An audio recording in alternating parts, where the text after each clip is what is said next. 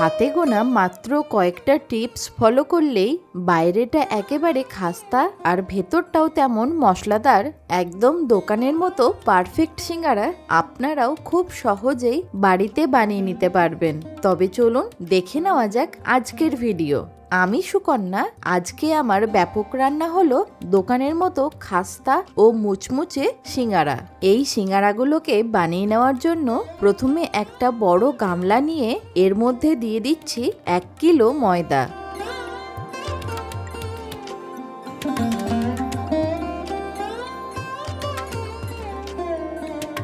এর সাথে এই ময়দার মধ্যে দিয়ে দেব হাফ চা চামচ কালো জিরে, তার সাথে দিয়ে দিতে হবে 1 টেবিল চামচ চিনি। চাইলে আপনারা এখানে চিনির গুঁড়ো ব্যবহার করতে পারেন। এছাড়া দিয়ে দিতে হবে 1 চা চামচ নুন, তার সাথে 3 থেকে 4 টেবিল চামচ গলানো ঘি ময়ামের জন্য দিয়ে দিতে হবে। সিঙ্গারা খাস্তা হওয়ার সব থেকে মেন টিপস হলো ময়ামটা ঠিকঠাক পরিমাণ অনুযায়ী ব্যবহার করতে হবে। এখানে ঘিয়ের পরিবর্তে সাদা তেলও ব্যবহার করতে পারেন। এবার ময়দাটাকে ময়ামের সাথে শুকনো অবস্থায় ভালো করে মাখিয়ে নিতে হবে।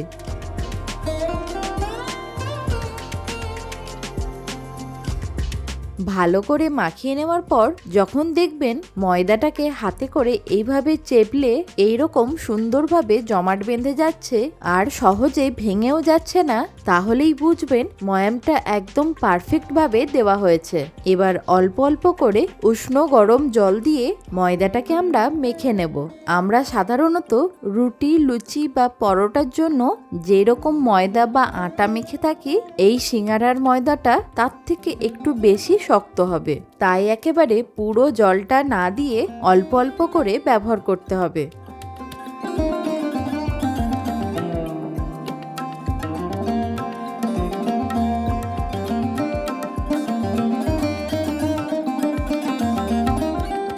ময়দাটা মেখে নেওয়ার পর আমি আঙুলে করে চেপে দেখাচ্ছি, দেখুন কতটা শক্ত করে আমি এই ময়দাটাকে মেখে নিয়েছি। এবার এটাকে চাপা দিয়ে একটা সাইডে রেখে দেব। এবার এই সিঙ্গারাতে দেওয়ার জন্য আমরা একটা ভাজা মশলা তৈরি করে নেব।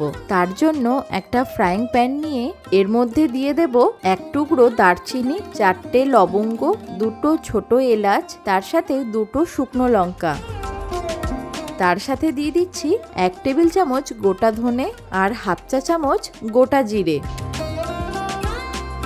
এবার এইগুলোকে শুকনো খোলায় মিডিয়াম ফ্লেমে ভালো করে 2 থেকে 3 মিনিট ভেজে নিতে হবে। ভালো করে ভাজা হয়ে যাবার পর এবার এগুলোকে একটা প্লেটে তুলে রেখে ঠান্ডা করে নিয়ে এটার একটা পাউডার বানিয়ে নেব। এবার আলুর মশলাটাকে তৈরি করে নেওয়ার জন্য একটা কড়াই নিয়ে এর মধ্যে দিয়ে দিচ্ছি 3 থেকে 4 টেবিল চামচ সাদা তেল। তেলটা ভালোভাবে গরম হলে এর মধ্যে দিয়ে দেব 30 থেকে 40 গ্রাম চিনেবাদাম। এরপর বাদামটাকে একটু লো ফ্লেমে ভালো করে লালচে করে ভেজে নিতে হবে। যদি এরকম একটু চিনেবাদাম ভেজে সিঙ্গারার মধ্যে দেওয়া হয় তাহলে দেখবেন খেতে কিন্তু দুর্দান্ত লাগে। বাদামগুলো ভালো করে ভাজা হয়ে গেলে এবার এটাকে একটা প্লেটের মধ্যে তুলে নেব।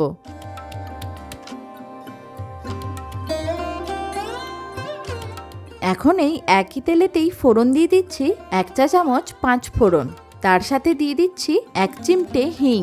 ফোড়ন থেকে সুন্দর গন্ধ বেরোতে শুরু করলে প্রথমেই দিয়ে দিচ্ছি 1 টেবিল চামচ থেতো করে নেওয়া আদা, তার সাথে দিয়ে দিচ্ছি 1 টেবিল চামচ থেতো করে নেওয়া কাঁচা লঙ্কা। এবার এই আদা আর কাঁচা লঙ্কাটাকে একটু ভালো করে ভেজে নিতে হবে। এখানে কয়েকটা টিপস আপনাদেরকে শেয়ার করছি। যে কোনো মশলার পুর বানানোর সময় তেলের পরিমাণটা একদম অল্প ব্যবহার করতে হবে। তার সাথে আদা বা কাঁচা লঙ্কা কিংবা রসুন সবসময় থেতো করে ব্যবহার করবেন। দেখবেন মশলার স্বাদটা আরও বেড়ে যাবে। আদা আর কাঁচা লঙ্কার কাঁচা গন্ধটা চলে গেলে এর মধ্যে দিয়ে দেব হাফ চা চামচ হলুদ গুঁড়ো। এছাড়া দিয়ে দিচ্ছি হাফ চা চামচ লাল লঙ্কার গুঁড়ো আর স্বাদমতো নুন। এই শুকনো মশলাগুলোকে দিয়ে আবারও একবার ভালো করে নাড়াচাড়া করে নিতে হবে।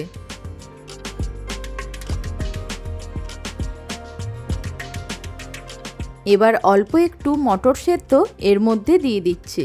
দেখবেন দোকানের সিঙ্গারাতে এইরকম একটু সেদ্ধ মটর মশলাতে ব্যবহার করে। মটরটাকেও একটু মশলার সাথে ভালো করে নাড়াচাড়া করে নিয়ে আমরা যে আগে থেকে ভাজা মশলাটা তৈরি করে রেখেছিলাম তার থেকে কিছুটা ভাজা মশলা এর মধ্যে দিয়ে দেব।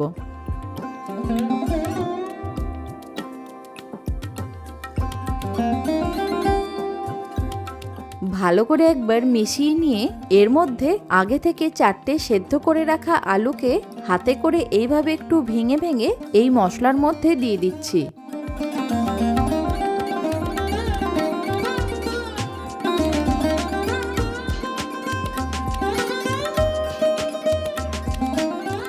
আলুগুলোকে দিয়ে দেওয়ার পর এবার দিয়ে দিচ্ছি 1 টেবিল চামচ চিনি, তার সাথে আগে থেকে ভেজে রাখা বাদামগুলোকেও দিয়ে দেব। এবার ভালো করে আলুর সাথে মশলাটাকে নাড়াচাড়া করে নিতে হবে। দোকানের সিঙ্গারাতে দেখবেন মশলার মধ্যে অল্প একটু আলুর খোসা থেকে থাকে, এতে করে মশলার স্বাদটা আরও ভালো হয়। আপনারা চাইলে এখানে আলুটাকে ছোট ছোট কুচি করে কেটে নিয়েও তেলের সাথে একটু নাড়াচাড়া করে মশলার পুর বানিয়ে নিতে পারেন, অথবা আমার মতো এরকম সেদ্ধ করেও মশলার পুর বানিয়ে নিতে পারেন। খুন্তি বা স্প্যাচুলা দিয়ে এইভাবে একটু আলুর বড় বড় দানাগুলোকে ভেঙে দিতে হবে, তাহলে দেখবেন সিঙ্গারার পুরটা ভরতে সুবিধা হবে।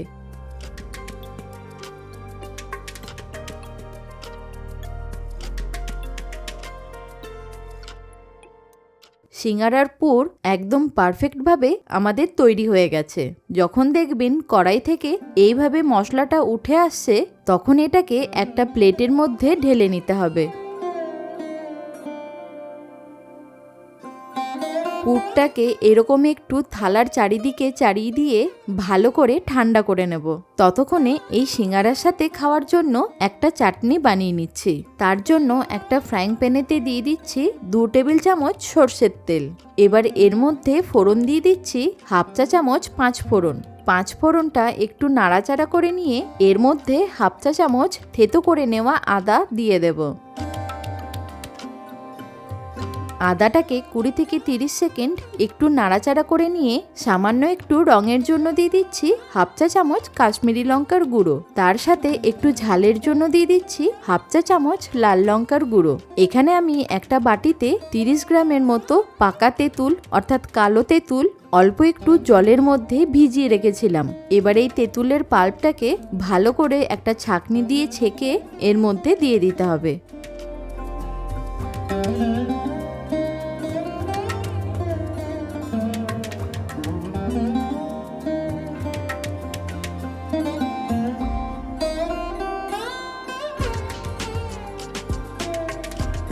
যখন ভালোভাবে তেঁতুলের গ্রেভিটা ফুটে যাবে তখন এর মধ্যে মিষ্টির জন্য দিয়ে দিতে হবে 1 টেবিল চামচ আখের গুড়। গুড়টা দিয়ে ভালো করে মিক্স করে নেওয়ার পর আরেকটু মিষ্টিটাকে বাড়িয়ে নেওয়ার জন্য দিয়ে দেব আরও 1 টেবিল চামচ আখের গুড়। এবার ভালো করে এটাকে ফুটিয়ে নিতে হবে। এই চাটনির স্বাদটাকে আরেকটু বাড়িয়ে নেওয়ার জন্য দিয়ে দিচ্ছি 1/4 চা চামচ নর্মাল নুন, তার সাথে দেব 1 পিঞ্চ বিট নুন। আবারও ভালো করে ফুটিয়ে নেওয়ার পর যখন দেখবেন চাটনিটা একটু ঘন হয়ে আসবে তখন এর মধ্যে দিয়ে দেব 1/2 চা চামচ ভাজা জিরে আর শুকনো লঙ্কার গুঁড়ো। আবারও একবার ভালো করে মিক্স করে নিলেই তৈরি হয়ে যাবে দোকানের মতো সিঙ্গারার চাটনি। এবার এটাকে একটা বাটির মধ্যে ঢেলে নিয়ে ভালো করে ঠান্ডা করে নেব।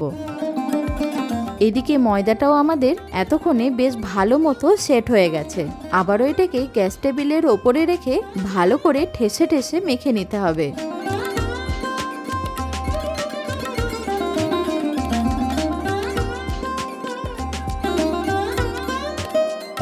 এবার এটা থেকে একটু বড় সাইজের লেচি কেটে নেব।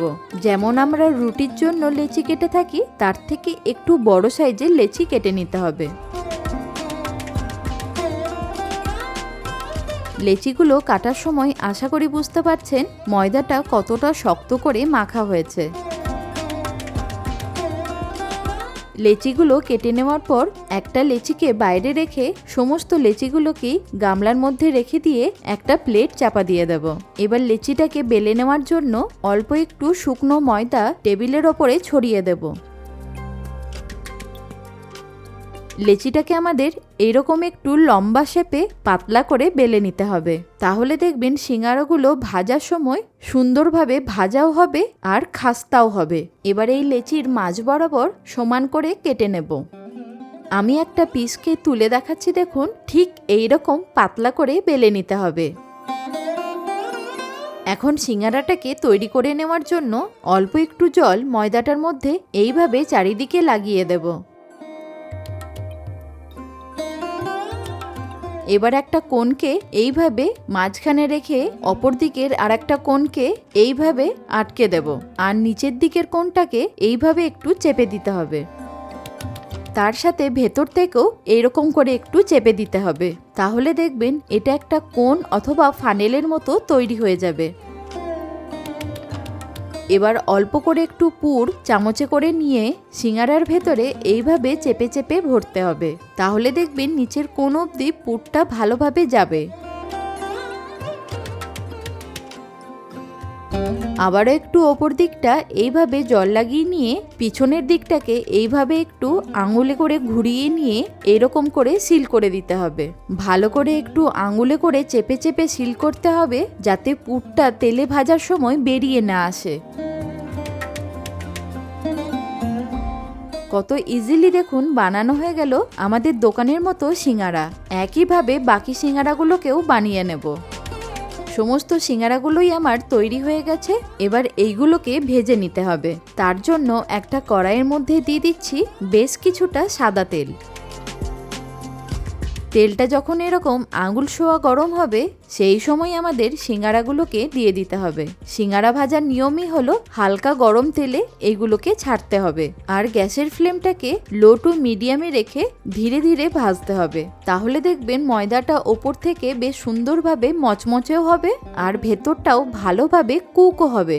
সিঙ্গারাগুলো তেলে দেওয়ার পরই কিছুক্ষণ ওয়েট করলেই দেখতে পাবেন এইগুলো আস্তে আস্তে ফুলে উঠছে।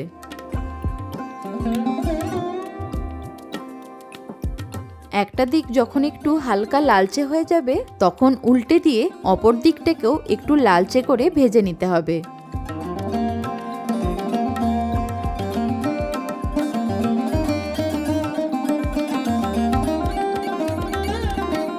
সিঙ্গারাগুলো দেখুন দুটো সাইডই সুন্দর করে ভাজা হয়ে গেছে। সিঙ্গারা ভাজতে একটু সময় লাগে ঠিকই, তবে আঁচ কমিয়ে ভাজলে এগুলো যেমন খাস্তাও হবে তেমন টেস্টিও হবে। ভালো করে ভেজে নেওয়ার পর এবার এইগুলোকে একটা ঝুড়ির মধ্যে তুলে রাখবো।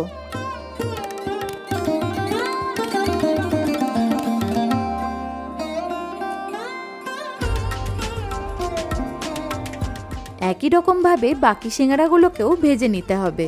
এবার বৃষ্টির দিনে সন্ধ্যাবেলায় এরকম দোকানের মতো গরম গরম সিঙ্গারা, তার সাথে দোকানের মতো যদি এরকম চাটনি পাওয়া যায় তাহলে তো আর কোনো কথাই নেই। কত সুন্দর খাস্তা ও মুচমুচে মশলাদার সিঙ্গারা তৈরি হয়েছে, আশা করি আপনারা নিশ্চয়ই বুঝতে পারছেন। আর কত সহজেই দেখুন এই সিঙ্গারাগুলো তৈরি হয়ে গেল। আপনাদের এই সিঙ্গারার রেসিপিটা কেমন লাগলো অবশ্যই আমাকে কমেন্টে জানাবেন। ভালো থাকুন, সুস্থ থাকুন, দেখতে থাকুন ব্যাপক রান্নাঘর।